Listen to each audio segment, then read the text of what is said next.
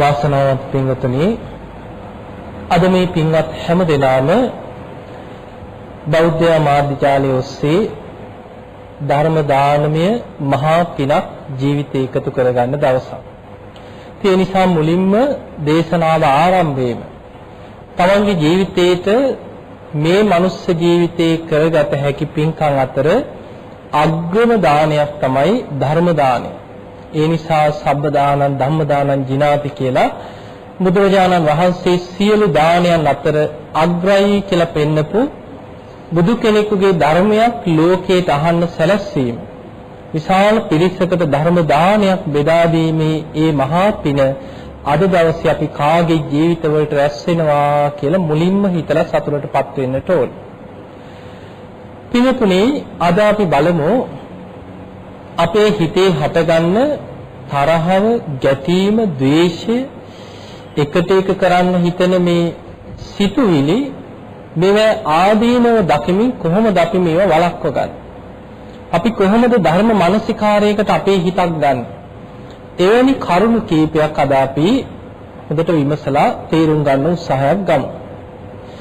දැන් බලන්න ඔබ අහලා ඇති අපේ බුදුරජාණන් වහන්සේ ওই ජාතක කතා එකින් එක අධ්‍යයනය කරගෙන යනකොට ඒ හැම සිදුවීමක්ම දේශනා කරන්නේ යම් යම් ප්‍රශ්න ගැටලු සිදුවෙච්ච අවස්ථාවල් වල මහණෙනි ඒ කාලෙත් මෙන්න මේ වගේ තමයි කියලා අතීත කතා දේශනා කරනවා. එතකොට සමහර පුද්ගලයන්ගේ මේ සසර වෛර සංසාර පුරුදු හැටියට සසරම අරගෙන යනවා. සමහරු ඒ ආත්මෙම අවසන් කරගන්න අයත් ඉන්නවා. බුදුරජාණන් වහන්සේ පෙන්නනවා දැන් හැමෝටම දැන් මිනිස්සු 100ක් ගත්තොත් 100 දෙනාගේම තරහව එකම විදිහට හිතේ මතුවෙනව නෙමෙයි. බුදුරජාණන් වහන්සේ වදාළ එක කොටසක් ඉන්න තරහ යනවා.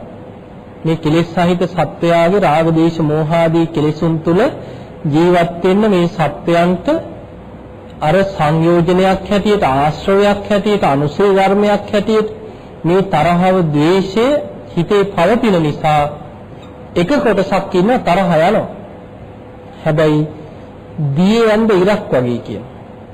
ඒ තරහව ඒ සැනින් මැකිලා යනවා. දැන් දියේ යමින ඉර ඒ මොහොතේම මැකිලා යනවා. අන්න ඒ වගේ තමයි මේ ලෝකෙක පිරිසක් ඉන්නවා තරහ ගියාට දිගින් දිගට පවත්වන්නේ නැහැ. ඒ වෙලාවෙම ඒක හිතෙන් අමතක කරනවා. මම මොකටද මේ කාටවත් වෛර කර කර ඉන්නේ? මම මොකටද මගේ හිතේ තරහක් ඇති කරගන්නේ?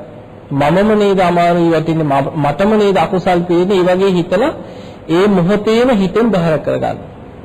අන්න එවැනි හිතක් පවත්වන්න පුළුවන් කෙනා සසර භාවනා කරලා පුරුද්දක් තියෙන, හිත දමනය කරලා මෛත්‍රිය සසර වඩපු කෙනෙකුට තමයි ඒ හැකියාව ඇති වෙන්නේ. තව කොටසක් බුදුරජාණන් වහන්සේ පෙන්වුවා ඒ අයට තරහ ගියාම අච්චර ඉක්මනින් අමතක කරන්න බෑ. හැබැයි ඉතින් උපරිම දවස් 2ක් 3ක් යයි. වැල්ලෙන්ද ඉරක් හා සමානයි කිය.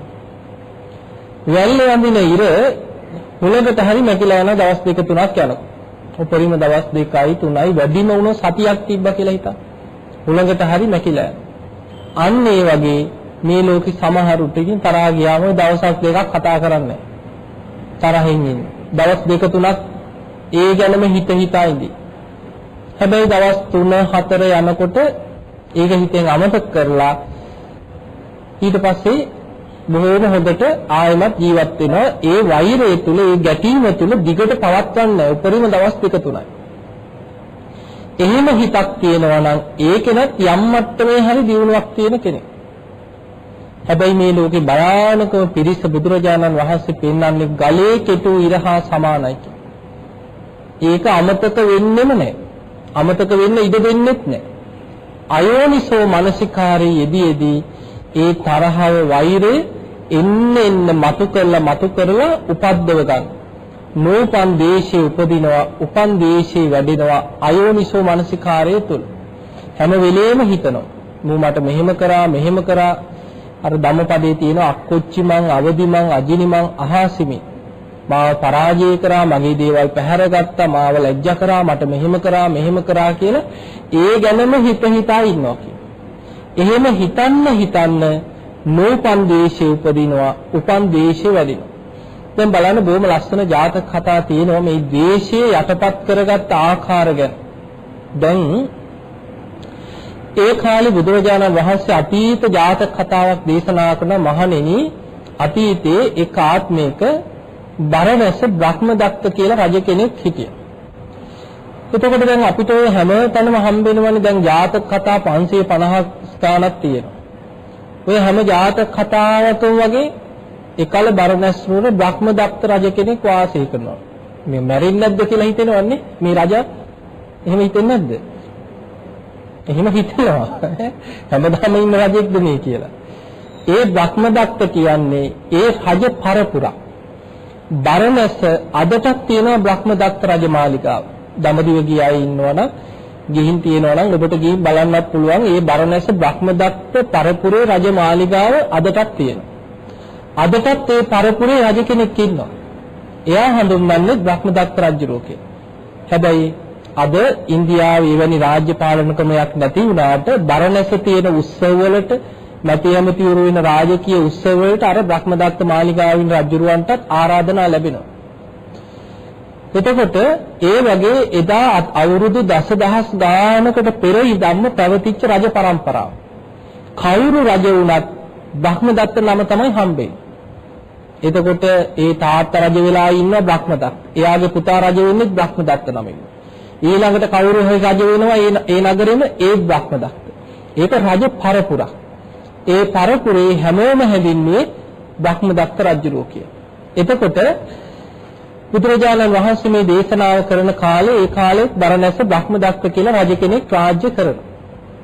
එතකොට කොසල් රට දැන් අද අපි ඔය බුදුරජාණන් වහන්සේගේ දේශනාවල තියෙන්නේ උන්වහන්සේ පහළ වෙනකොට ඉන්දියාව 12 මහා ජනපදයන් හැටියට බෙදාගෙන රජවරු වෙන වෙනම පාලනය කරා. අංග, මගධ, කසී, කෝසල ඔහොම බෙදාගත්තා.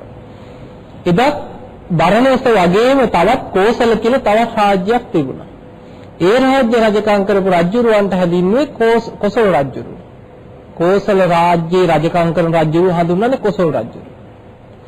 එතකොට මේ බරණැස රජුරුව ටිකක් බලකාමයෙන් යුක්තයි. අනෙක් රටවල් ආක්‍රමණය කරන්න ආසයි. ඔහොම ඉන්නකොට මේ කෝසල රජුරුව ගැන දැනගන්න ලැබුණා කෝසල රාජ්‍ය රජකම් කරේ බෝධිසත්වරු.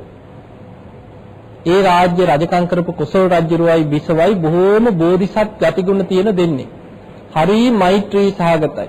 හැම වෙලේම රටවැසියන් ගැන මෛත්‍රියෙන් කරුණාවෙන්මයි හිතන්නේ.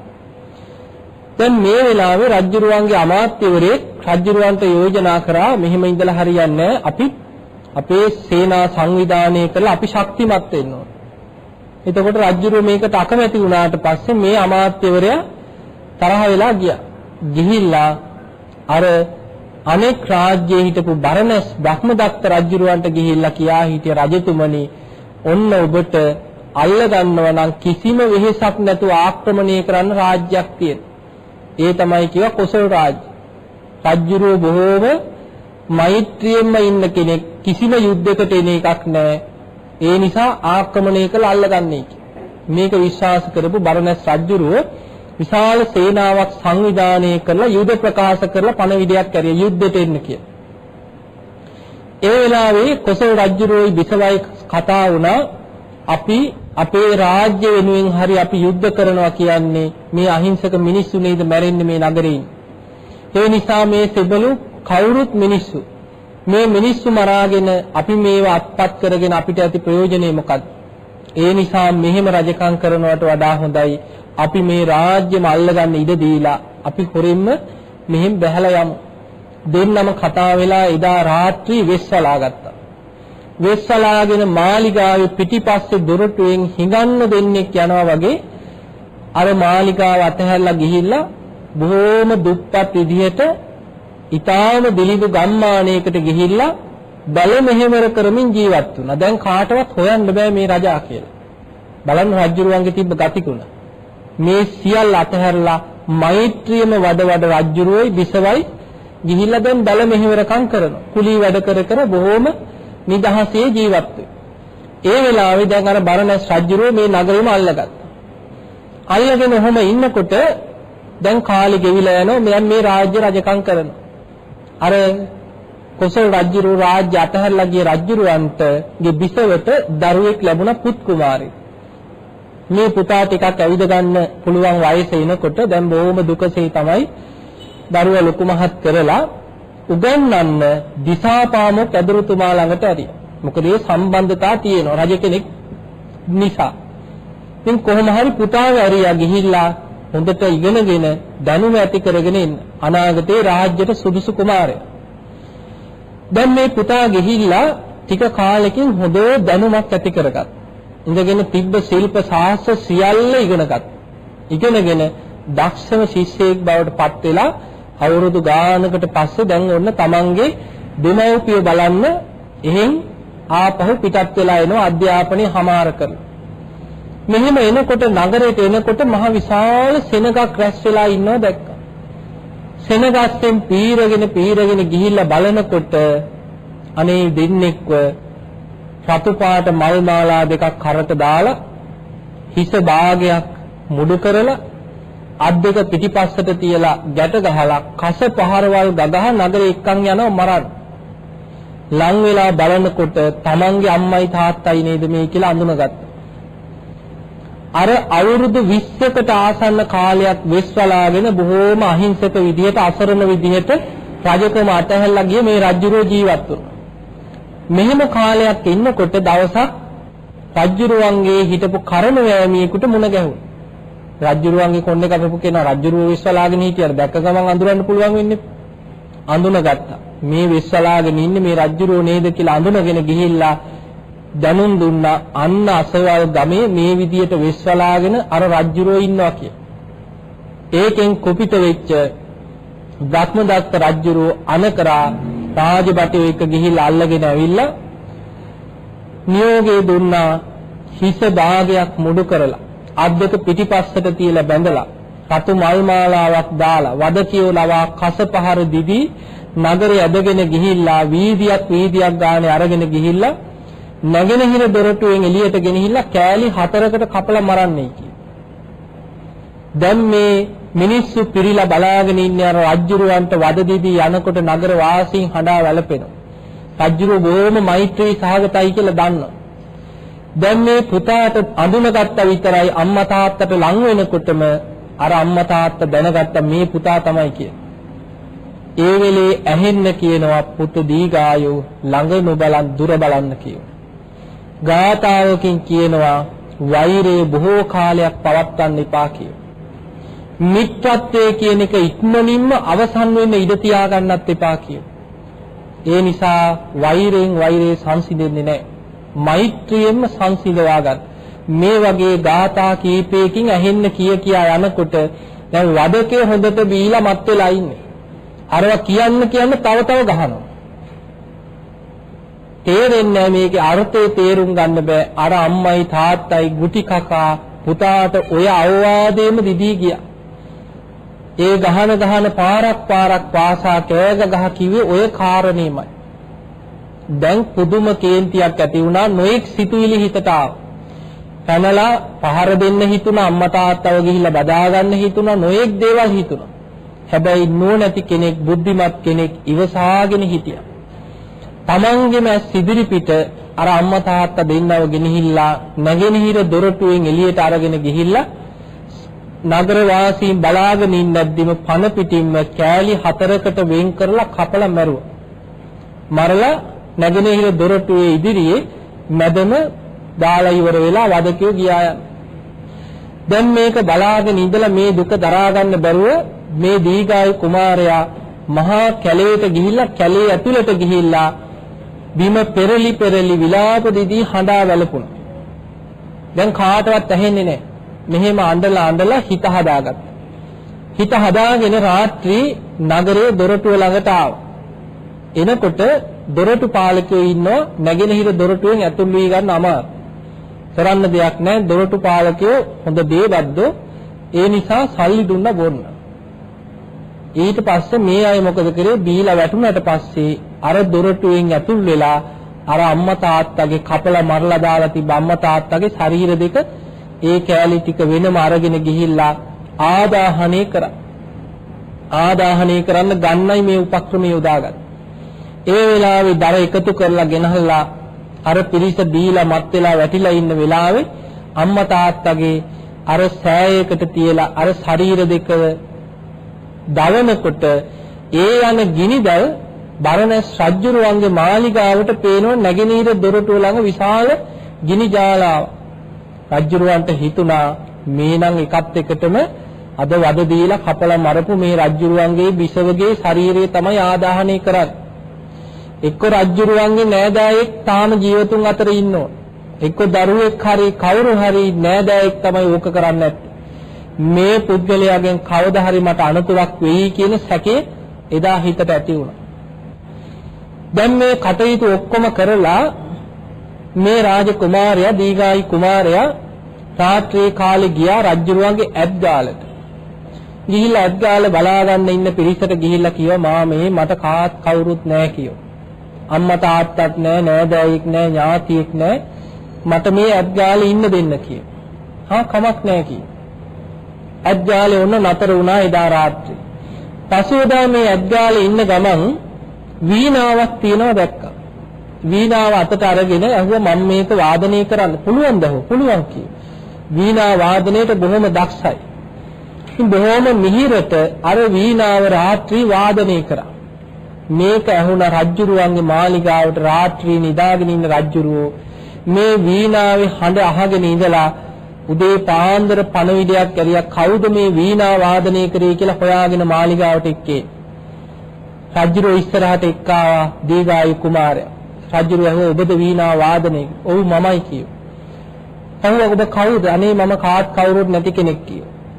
ඒ වෙලාවේ රජුරුවෝ කිව්වා එහෙමනම් මේ මාලිගාවේ වැඩට පවර ගන්නවා කිව්වා.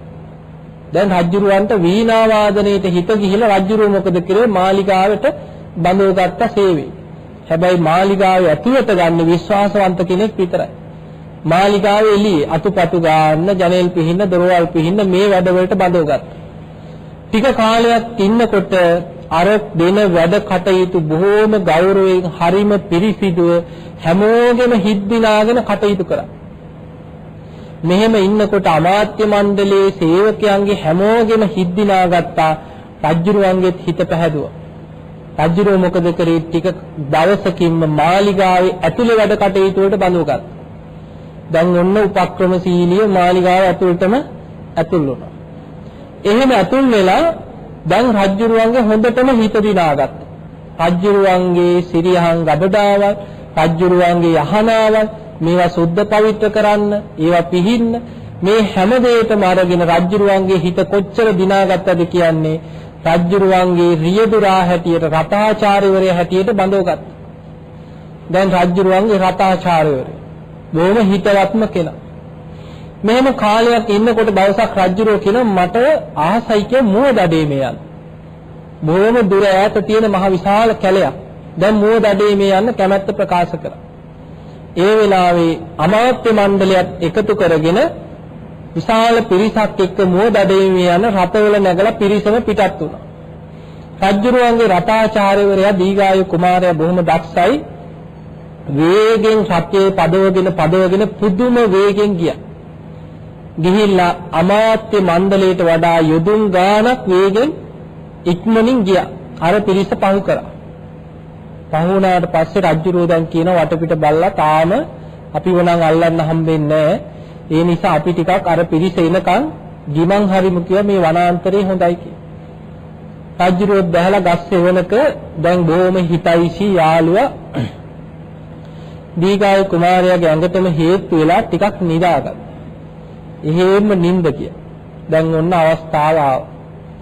ඒ නිින්ද ගියාට පස්සේ මතක් වුණා කල්පනා කර හිටියා මේ රජා නේද මගේ අහිංසක අම්මා තාත්තව එක්කන් ගෙනහිල්ලා මේ වගේ හිස භාගයක් මුඩු කරලා අද්දක පිටිපස්සට තියලා බැඳලා කස පහර දිදී අරගෙන ගිහිල්ලා කෑලි 4කට කපලා මරලා දැම්මා. මම අද පලිය ගන්නවා කියලා රජුරුවන්ගේම කඩුව කොපුවෙන් ඇදලා ගත්තා. අරගෙන ඉස්ව රජුරවන්ට කොටන්න උස්සනකොට මතක් වුණා පුත දීඝායු ළඟ නොබලන් දුර බලන්න කියන කාරණේ මතක් වුණා. වෛරයෙන් වෛරේ සංසිඳෙන්නේ. වෛරේ බොහෝ කාලයක් පවත්වන්න එපා. මිත්‍රත්වයේ රැකගන්න කියලා කියපු ගාථාව මතක් වුණා. හිමින් අරගෙන අර කඩුව ආයෙමත් කොපුව ඇතුළට දාලා ටිකක් ඒත් වෙලා කල්පනා කරනකොට ආයෙමත් මතක් වුණා තමන්ගේ අම්මා තාත්තා මරපු හැටි. දෙවෙනි පාරත් ඇදලා ගත්ත කඩුව අරගෙන කඩුවේ උස්සලා කොටන්න හදනකොටම ආයෙ මතක් වුණා පුත දීගායු ළඟ නොබලා දුර බලන්න කියන කාරණේ. ආයෙමත් දැම්මාර කොපුව ඇතුළට. තුන්වෙනි පාරත් කඩුව අරගෙන ඉස්සුවා කොටන්න ආයෙත් මතක් වුණා හිත හදාගෙන කඩුව කොපුව ඇතුළට දානකොටම රජ්ජුරුවෝ හීනයක් දැකලා බය වෙලා කෑ ගහගෙන නැගිට්ටා. ඒ වෙලාවේ දීගාය කුමාරයා මොකද රජතුමනි බය වුනේ? අර කෝසල රජ්ජුරුවන්ගේ පුතේ මාව මරනවා මන් දැක්කා කියලා හීනේ. එහෙම කියපු ගමන්ම කඩුව ඇදලා අරගෙන කීවා උස්සලා මමයි කිව්වා ඒ පුතා. එදා වද දීලා මරපු ඒ රජ්ජුරුවන්ගේ පුතා මම තමයි මම දැන් බෝ මරනවා කියලා කඩුව ඉස්සුවා. උස්සපු ගමන් රජ්ජුරුව වැඳ වැටිලා අනේ මාව මරන්න එපා මට ජීවිත දාණය දෙන්න කියලා වැඳ වැටුණා.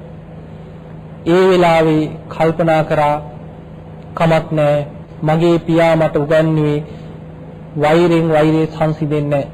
වෛරය බොහෝ කාලයක් පවත්වන්න එපා. මිත්‍රත්වයේ රැකගන්න කියන කාරණේ. එහෙම කඩුව පාත් කළා කිය මම ඔබට ජීවිත දාණය දෙනවා. මෙන්න කඩුව කියලා රජුණන්ගේ අතට කඩුව දීලා කිව්වා.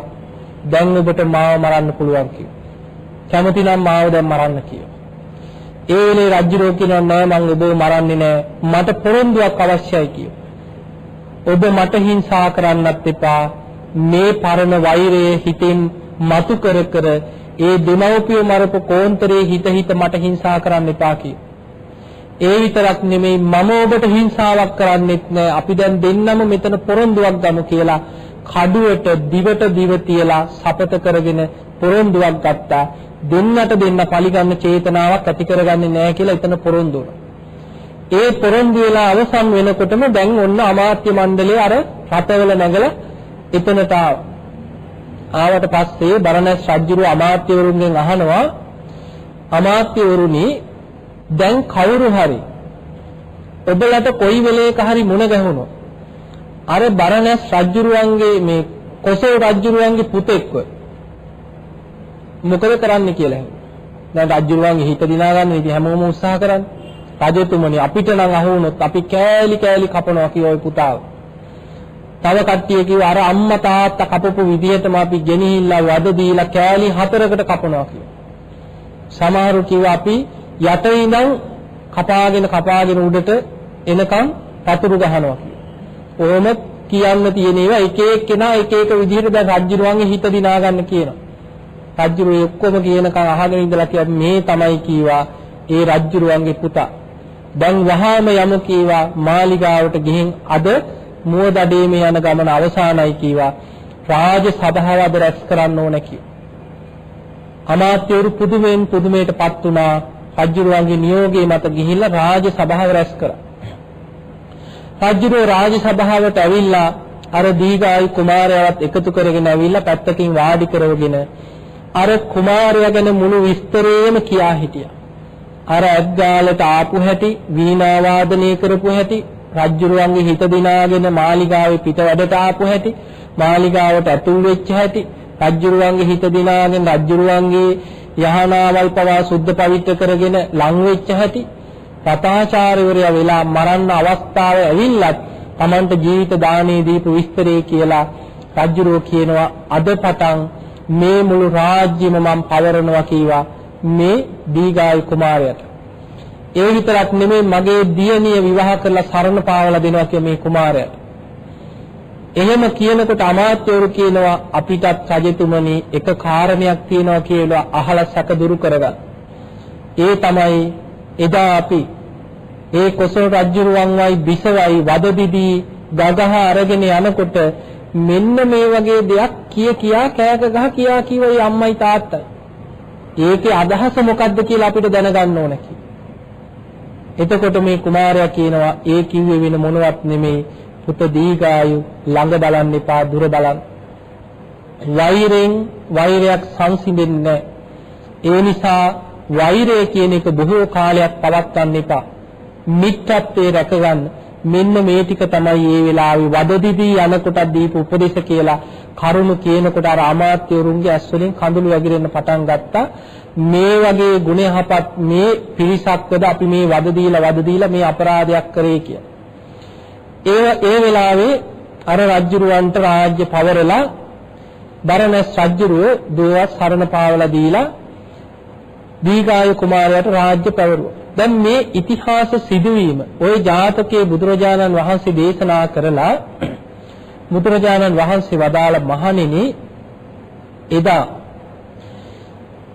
ඒ කෝසල රජුරුව හැටියටත් බිසව හැටියටත් රජකම අතහැරලා මහා දුක් ගැහැට විඳින්මින් බල මෙහෙවරකම් කරමින් බොහෝ කාලයක් ජීවත් වෙලා අන්තිමට රජුරවන්ට අහු වෙලා වදදිදී අරගෙන ගෙනහිල්ලා කස පහරවල් දීලා මල් මාලාවල් දාලා අරගෙන ගිහිල්ලා නගරේ නැගෙනහිර දොරටුවෙන් එළියට ගෙනහිල්ලා කෑලි 4කට කපලා මරලා දාන්නේ වෙන කවුරුත් නෙමෙයි මේ කල සුද්ධෝදන රජුරෝයි මහා මායා දේවියයි කිවයි දායි.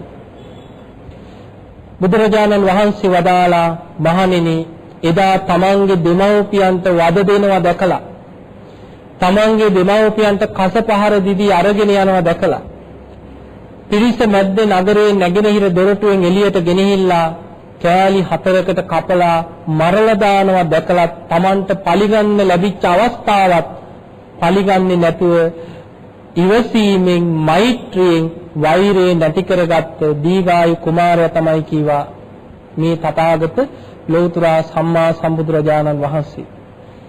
එහෙම කියලා බුදුරජාණන් වහන්සේ වදාළ මහණෙනි එදා බරණැස් රජුරුව හැටියට ඒ අර දෙමව්පියන්ට වද දීලා මරන්න නියෝග කරේ වෙන කවුරුත් නෙමෙයි. දැන් අපි හිතන්නේ කවුරු කියලාද? අපිට හිතෙන්නේ දේවදත්ත කියලාන්නේ. ඒ තමයි කියන්නේ මේ සාරිපුත්ත. ඒ ආත්ම. ඔන්න බලන්න සසරේ හැටිනේ. එතකොට බලන්න මේ සංසාර ගමනේ මේ වගේ හරිම පුදුමයි. දැන් බලන්න දුටුගැමුණු රජුරෝයි සද්ධාතිස්ස රජුරෝයි අනාගත මෛත්‍රී බුද්ධ ශාසනයේ දකුණත් සව් බවට පත් වෙන්නේ දුටුගැමුණු රජුරෝ. වමත් සව් බවට පත් වෙන්නේ සද්ධාතිස්ස රජුරෝ. මේ ඉතිහාසෙ තියෙනවා. එතකොට මේ අය දෙව්ලොවින් මනුලොවට ආවේ පාරමී පුරාගෙන යන්න. අසංකේයකුත් කල්පලක්ෂයක් පෙරම් පුරන්න ඕන කියන අගසව් තනතුරක් ලබා. හැබැයි මේ දෙන්නම අනාගතයේ අගසව් වෙන දෙන්නම මෙහි මරාගත්තේ නැද්ද ඇවිල්ලා? අන්තිමට අම්මවයි කඩොල්ලතාවයි වෙනුවෙන් දෙන්නම යුද්ධ කරගත්තා. ওই යුද්ධගනාව කියලා තියෙන්නේ අයියයි මල්ලි දෙන්න යුද්ධ කරගත්ත තැන අන්තිමට භික්ෂුන් වහන්සේලා මේක අවස්ථාවල් වල බේරගත්තා. එක අවස්ථාවක සද්ධාතිස්ස රජුරුවන්ව බේරෙන්න විදියක් නැතුව පැන්නේ ආරාමෙට. ආරාමේ වට කරා. හැබැයි රජුරුව කොයිම වෙලාවකවත් භික්ෂුන් වහන්සේලාට විරුද්ධ වුණේ නැහැ. ආරාමේ වට කරලා භික්ෂුන් වහන්සේලාගෙන් අහනවා තිස්ස ඉන්නව නේද කියලා. එතකොට කියන්න බෑ දැන්. කිව්වොත් මරනවා බොරුවක් කියන්නත් බෑ. රහතන් වහන්සේලා මාර්ගඵලලාභී. ඇඳ යට හිටියේ රහතන් වහන්සේලා කියනවා තිස්සයා ඇඳ නැත කීවා. ඉතින් ඇඳ උඩ නෑනේ. තිස්සයා ඇඳ නැත කීවා. එතකොට රජුරෝ දැනගත්තා මේ නම් කියන්නේ උන්වහන්සේලා දැන් අසරණ වෙලා ඉන්නේ කියලා. ඒ වෙලාවේ ගිහිල්ලා හරි කොයි වෙලේ හරි එළියට එන්න නැතව කියලා මග රැකලා හිටිය ආරාමේ වටේ. දැන් භික්ෂුන් වහන්සේලා බලාගෙන හිටිය දැන් කොහොමද මේ තිස්ස කුමාරයා මෙතනින් බේරලා යවන්න විදිහක් නැහැ. අන්තිමට අපවත් වෙච්ච ස්වාමීන් වහන්සේ නමක් විදිහට ඇඳක තියලා සිවුරු වලින් ඔතලා අර ඇඳ පිටින්ම උස්සගත්ත භික්ෂුන් වහන්සේලා උස්සගෙන මහා කැලේට සොහනට අරගෙන යන විදිහට තමයි උස්සගෙන ගියේ. එහෙම උස්සගෙන යනකොට දුටුගැමුණු රජුරෝ සේනාවත් එක්ක ඇවිල්ලා දැනගත්ත මේ නම් අරන් යන්න මෙයා තමයි. කිව්වා සංඝයාගේ කර පිටින් යන නිසා අද උඹ බේරුණා කියලා හිතාගනින් කියලා ඒ භික්ෂුන් වහන්සේලාට ගෞරව කරලා ඒ වෙලාවේ අනතුරක් කරේ නැහැ. පැනලා යන්න ඉඩ දුන්නා. එතකොට බලන්න අපිට පේනවා ඒ වගේ මේ දෙන්න අන්තිමට ඉතින් එකතු වෙලා රුවන්වැලිසෑය වැඩත් ඉවර කරලා බොහොම සහෝදරත්වයෙන් පින්දහම් කරගෙන දිව්‍ය ලෝකෙට ගියා. නමුත් බලන්න මනුෂ්‍ය ලෝකෙට ඇවිල්ලා කෙලෙස් වල ස්වභාවය නිවන් දකින්න පින් කරගෙන ගියත් ද්වේෂයේ ස්වභාවය පොඩි දෙයක් ඇති වෛරයක් හටගන්න. අන්න ඒ නිසා පින්වතුනි මේ ද්වේෂයේ වෛරය කියලා කියන්නේ හිතේ කොයි මොහොතේ සනින් මතුවෙනවද කියන්නේ. ඒ නිසා බුදුරජාණන් වහන්සේ අපිට පෙන්නනවා ප්‍රායෝගික උපක්‍රම අපි යොදන්න ඕනේ හිතේ ද්වේෂයක් නැති වෙනකොට යටපත් කරගනි පිණිස. මේකට ලස්සන දේශනාවක් තියෙනවා විතක්ක සංඨාන සූත්‍රය කියලා මජ්ක්‍ධිම නිකායේ දේශනාවක් තියෙනවා. විතරක සංසිඳවන ක්‍රම. බුදුරජාණන් වහන්සේ වදාළ අපිට ද්වේෂ සහිත යම් කිසි කෙනෙක් ගැන ද්වේෂයක් ඇති වෙන්නේ කරුණු දෙකක් නිසා කියන. ඒ තමයි පටිඝ නිමිත්තයි අයෝනිසෝ මනසිකාරයයි නිසා. පටිඝ නිමිත්ත කියන්නේ ද්වේෂයක් ඇති වෙන්න හේතු වෙන කාරණය. එක්ක ඇහෙන් දැකපු දෙයක්, කනට ඇහිච්ච දෙයක්, නාසයට දැනෙච්ච දෙයක්. මේ ඉන්ද්‍රියන් ඔස්සේ දැනෙච්ච අරමුණක් මොකක් හෝ කවුරු හරි මට බැන්නා, මට මෙහෙම කරා මොකක් හරි හේතුවක් තියෙන එක. ඒක තමයි නිමිත්ත. ඒ නිමිත්ත ඔස්සේ අපි අයෝනිසෝ මනසිකාරය දෙන්නේ. අන්න ඒ තුල තමයි නූපන් ද්වේෂය උපදිනවා, උපන් ද්වේෂය වැඩේ. දැන් ඕක තමයි ද්වේෂයක් ඇති වෙන කාරණේ. බුදුරජාණන් වහන්සේ වදාළ මහණෙනි ද්වේෂය නැති කරගන්න පළවෙනිම ක්‍රමේ තමයි යම් අරමුණක් ඔස්සේ හිතන්න නූපන් ද්වේෂය උපදිනවා නම්, උපන් ද්වේෂය වැඩෙනවා නම් අපි පළවෙනියටම කරන්න ඕන දේ තමයි කියනවා ඒ ද්වේෂ සහිත අරමුණ ඔස්සේ හිතන්නේ නැතුව හිත වෙන කුසල අරමුණකට යොමු කරන්න. ඔන්න සරලයි, ලේසිම දෙයක්. ඒක තමයි පළවෙනිම දේ. ඒ කියන්නේ අපි යමක් ගැන හිතන්න ද්වේෂය ඇති වෙනවා නම් අපි ඒ දේ හිතන්නේ නැතුව වෙන අරමුණක් ඔස්සේ හිත යොමු කරගන්න කියන්නේ. දැන් අපි ඔය කියන්නේ සමහරවිට මොනවද හිත ඉනවා කල්පනා කරන්න එපා වෙන මොනවා හරි දෙයක් හිතන්න කියලා. දැන් සමහර මොනවා හරි තරහ යන දෙයක් කවුරු හරි මට මෙහෙම කරා කිය ඉන්නකොට අපි කියනවා ඔයා දැන් හිතන්න එපා වෙන මොනවා හරි දෙයක් කොහේ හරි ගමනක් යන්න කියලා. එක්ක බණ පොතක් කියව ගන්න. මොනවද ඔය හිතන්නේ කියලා අපි කියනවා. එතකොට ඒ වගේ බුදුරජාණන් වහන්සේ පෙන්නනවා ද්වේෂ සහිත දෙයක්ම හිතන්න ද්වේෂය වැඩි වෙනවා නම් ඒ දේ හිතන්න නැතුව වෙන දෙයකට හිත යොමු කර. එක්ක පොතක් කියවන්න පටන් ගන්නවා. එක්ක කොහේ හරි ගමනක් යන පොඩ්ඩක් ඇවිදලා ඉන්න. එක්ක මිදුලක් අතු ගන්නවා තරහක් හිතට ආපු වෙලාව. එහෙමත් නැත්නම් මොනවා හරි අඩු ගන්න රූපවාහිනියක් හරි දාලා බුද්ධ channel එක හරි බලනවා. අන්න එහෙම බලාගෙන ඉන්නකොට අර හිතේ තියෙන ද්වේෂේ නැති වෙලා කුසල අරමුණක් නේ. ඔන්න පළවෙනිම උපක්‍රම. විහිත වෙන කුසල අරමුණකට යොමු කරන්න.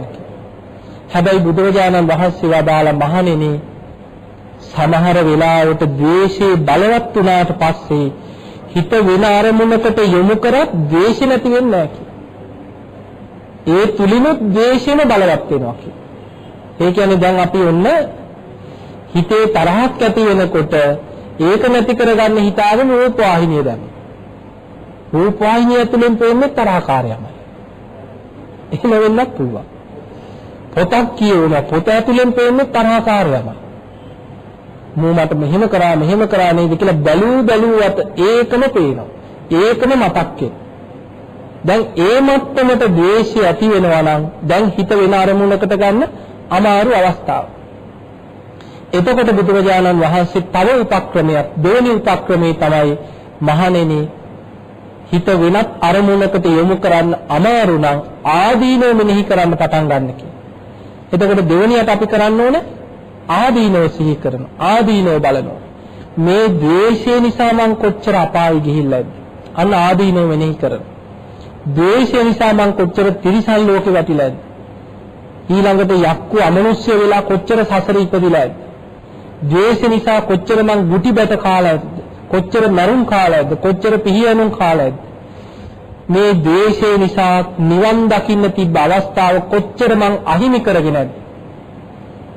මම මේ යමෙක් ගැන ද්වේෂයෙන් හිතන්න විනාශ වෙන්නේ මමම නේද කියලා අන්න ආදීනව මෙනෙහි කර. දැන් බලන්න බුදුරජාණන් වහන්සේ පෙන්නන යකඩයක හටගන්න මලකද යකඩයක් විනාශ කරනවා. ඒ වගේ තමන්ගේ හිතේ හටගන්න ද්වේෂය නිසා විනාශ වෙන්නේ කවුද? තමන්. හතුර හොඳට ඉන්නවා. ඒ මිනිස්සු බොහොම සනීපෙන් ඉන්නවා.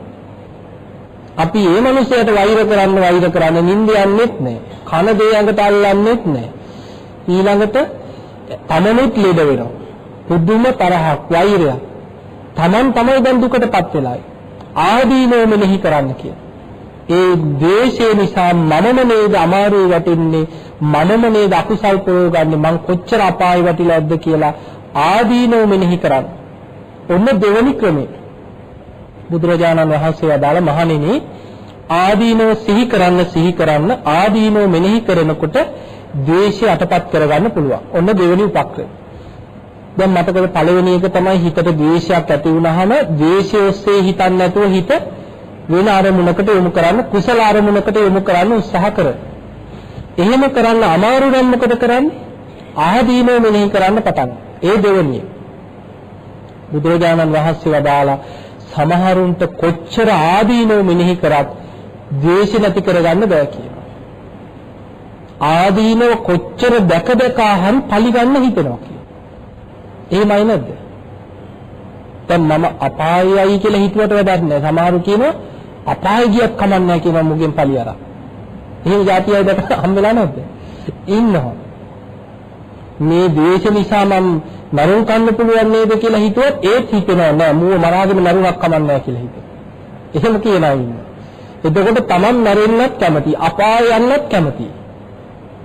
ඕනේ අපායක ගියදෙන් කියලා හිතනවා. එතකොට එහෙම පුද්ගලයෙකුට මේ ආදීනෝ සීකල වැඩක් නෑනේ.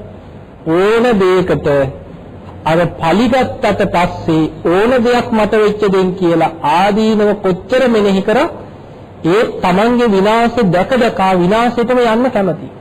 අන්න දේශේ භයානකම. ඒ මට්ටමට දේශේ බලවත් නම් බුදුරජාණන් වහන්සේ පෙන්නනවා මහණෙනි තවත් උපක්‍රමයක් තියෙනවා.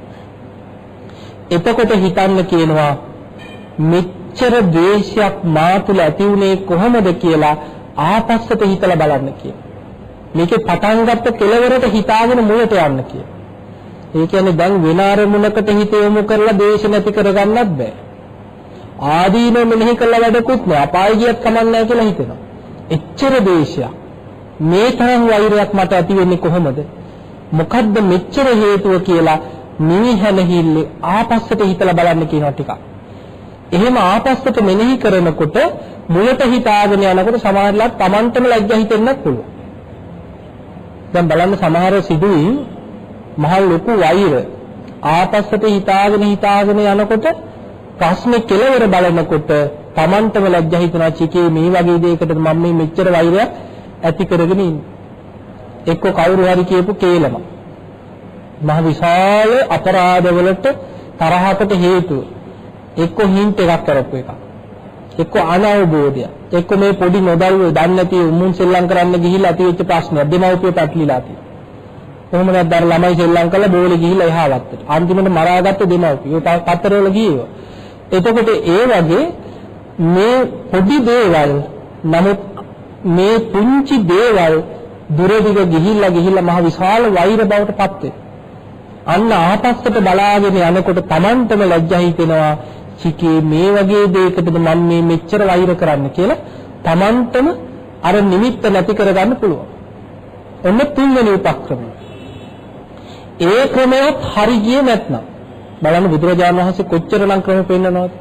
ඒ ක්‍රමයක් හරි ගියේ නැත්නම් ද්වේෂහිත ද්වේෂයට ප්‍රතිවිරුද්ධ දෙයක් ඔස්සේ මැදලන්න කිය. එතකොට දැන් ද්වේෂහිත තියෙන කා තුලද? තමා තුල. ද්වේෂයට ප්‍රතිවිරුද්ධ දෙයක් ඔස්සේ ද්වේෂහිත මැදලන්න. එතකොට ද්වේෂයට ප්‍රතිවිරුද්ධ දේ මොකද්ද? මෛත්‍රිය. හැබැයි එතන කියන්නේ තරහකාරය සුවපත් වේවා කියන්නේ නෙමෙයි. දැන් ඒක කරන්න බෑද? දැන් මේ මරා ගන්න යන වෙලාවක් ගන්න කියන්නේ නේ. තරහකාරය සුවපත් වේවා කියලා හිතන්න බෑ කොහොමද? දැන් මේ මෛත්‍රී කරන්න කියන්නේ කාටද? ද්වේෂ හිත තියෙන්නේ තමා තුල. දැන් අපි මෛත්‍රී භාවනාව කරනකොට අප්‍රමාණ ක්‍රමයට කරත් මහග්ගත ක්‍රමයට කරත් මෛත්‍රිය වඩන්නේ කාටද ඉස්සල්ලා? ඉස්සල්ලාම තමන්ට මෛත්‍රී කරනවා. තමාට මෛත්‍රී කරන්නේ යම්සේ ඒ විදිහට තමයි ලෝක සත්‍යයන්ට මෛත්‍රී වඩන්නේ. ඒ නිසා හොඳට මෙච්චර දේශකින් තමන් දැවෙනකොට තමන්ට මෛත්‍රී කරගෙන යන්න කියනවා. තමන්ගේ හිතට මෛත්‍රී කරගන්න කියනවා. මම නිදුක් වෙත්වා, නිරෝගී වෙත්වා, සුවපත් වෙත්වා, වෛර නැත්ෙක් වෙත්වා, තරහ නැත්ෙක් වෙම්වා, ඉරිසියා නැත්ෙක් වෙම්වා කියලා තමන්ටම මෛත්‍රී කරගෙන යන්න. අන්න එහෙම තමන්ට මෛත්‍රී කරනකොට තමන්ට තේරෙන්න පටන් ගන්නවා. මොකද වෛර නැත්තේක්කම්මා කියලා බලනකොට පේනවා වෛරේ මේ වෛරය නිසා කොච්චර Taman පීඩාවටපත් වෙනවා. මම නිදුක් වෙත්වා නිරෝගී වෙත්වා කියලා බලනකොටයි තේරෙන්නේ ද්වේෂ නිසා නිදුක් වෙලාද? නැහැ. ද්වේෂ නිසා නිරෝගී වෙලාද? ඒත් නැහැ. නිින්ද යන්නෙත් නැහැ. කන දේ ඇඟට අල්ලන්නෙත් නැහැ. රැය තිස්සේ දත්මිටි කනවා. නිදාගෙනත් ඇහැරෙන්නේ මරණවා කියාගෙන රැයට හැරිනවා. ආයෙ නිදාගන්න. එතකොට සමහරුන්ට රැය එළි වෙනකම්ම සැලසුම් හදනවා. පලි ගන්න හිතන. එතකොට මේ ද්වේෂ නිසා කොච්චර මන් දුකටපත් වෙලාද? මම දැන් අන්තිමට වෛර කරේ වෙන පිට කෙනෙකුට විඳවලා වැඩේ වෙලා තියෙන කාටද? බලාගෙන යනකොට ඒකේ ආදීනවෙන් විඳවන්නේ තමන්මයි. අන්න ඒ නිසා තමන් අරමුණු කරගෙන හොඳට මෛත්‍රී වඩනකොට ද්වේෂය නිසා තමන්ට වෙච්ච අනුතරේ ස්වභාවය තමන්ටම තේරෙන්න ගන්න. ඒ නිසා මම නිදුක් වෙත්වා නිරෝගී වෙත්වා සුවපත් වෙත්වා කිය තමන්ටම 10000 වාරයක් මෛත්‍රී වඩාගෙන යන්න ඕන. එහෙමත් හරියන්නේ නැත්නම් අන්තිම උපක්‍රමෙත් වෙන්න. මොකක් හරි එකක් තියෙන්න බෑනේ අන්තිමට හරි. බුදුරජාණන් වහන්සේ විතක්ක සංතාන සූත්‍රයේ අන්තිමට පෙන්නනවා දිව උඩුතල්ලට තියලා තද කරගෙන දත් මිටි කාගෙන හරියන්නේම නැත්නම් තමන්ගේ හිතට තමන්ම ගරහා කරන්න කියන. තමන්ගේම හිතට තමන්ම දැනගන්න කියන. දැන් අපි බනින්නේ තරහකාරයටනේ. බුදුරජාණන් වහන්සේ පෙන්නන්නේ හතුරා ඉන්නේ කොතනද? තමන් ඇතුලේ. තමන්ගේ හිත ඇතුලේ. අනුසේ ධර්ම හැටියට ආශ්‍රව හැටියට හැංගිලා මේ හිත ඇතුලේ හතුරා ඉන්නේ. අන්න ඒ නිසා තමන්ට ගරහා කරගන්න කියනවා. ඒවත් දේශනාවල තියෙනවා. රහත් වෙන්න උත්සාහ කරන භික්ෂුන් වහන්සේලා භාවනා කරන ඒ තේරගාතාවල තියෙනවා උන්වහන්සේලාට මේ කෙලෙස් සහිත සිතුවිලි එනකොට ධක්මිටි කාගෙන තමන්ට දැනගත්තා කියන. ඒ හිත උඹ මාව අපායට ගෙනියන්නද ඔය හදන්නේ? උඹ මාව කොච්චර දුගතිය ඇදගෙන ගිහිල්ලා තියෙනවද? දැනුත් මේ උඹ උත්සාහ කරන්නේ මාව දුගතියට ඇදගෙන යන්න නේද කියලා තමන්ගේ හිතට දැනගෙන යන්න කියන. අන්න එතකොට හිත මෙල්ල වෙනවා. දමණය වෙනවා. එතකොට බලන්න ධර්මයේ දන්න කෙනෙකුට හිතේ හටගන්න තරහව ද්වේෂය යටපත් කරගන්න කොච්චරනම් උපක්‍රම ධර්මයේ තුල තියෙනවද? ඒ නිසා පින්වතුනි මේ ධර්මයේ ප්‍රායෝගිකව ජීවිතයට ගලපගෙන අපේ හිතේ ඇතිවන තරහව ද්වේෂය එකට එක කිරීම වෛරය මේවා සසර යනව නැත්නම් මෙලෙම ඉවර කරගත්තේ නැත්නම් අර කාලි අක්ෂණීය කතාවේ තියෙන ආත්ම 500ක් පොඩි කාලයක් නෙවෙයි දිගින් දිගට වෛරකාරය සසර එනවා. ඒ නිසා මේ ද්වේෂයේ වෛරයේ තරහව මෙලොවම මන් සංසිඳවාගෙන මෛත්‍රිය දිනු කරගෙන උතුම් මේ ධර්මයේම අවබෝධ කරගන්න කෙනෙක් බවට පත් වෙනවා කියන අදිෂ්ඨානෙ හැමදෙනාම තමන්ගේ ජීවිතවල ඇති කරගන්න උත්සාහ ගන්න.